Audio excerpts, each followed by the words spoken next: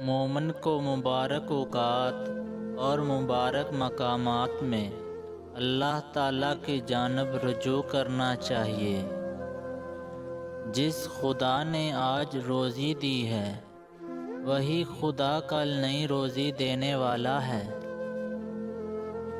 کون و مکان کی ایک ایک چیز سوچنے والوں کے سامنے اللہ تعالیٰ کی توحید بیان کرتی ہے۔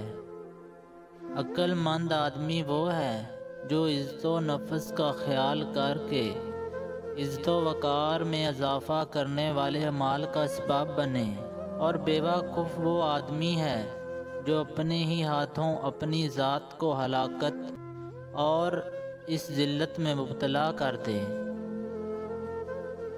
جو صوفی جاہل اور بیوقوف ہو وہ خلافت کی ذمہ داری ایمانداری سے انجام نہیں دے سکتا۔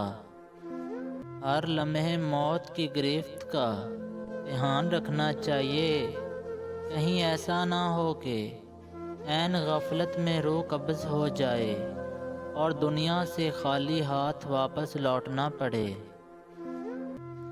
جب کامیابی نظر آتی ہے تو انسان میں دو چیزیں ظاہر ہونا شروع ہو جاتی ہیں۔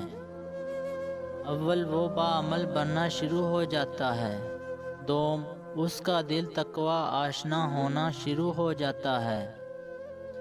بے وفا دوست اور بے دین لوگوں سے کنارہ کشی کرو اور دینی امور میں معاون بننے والے مخلص اوفیاء کو دوست رکھو۔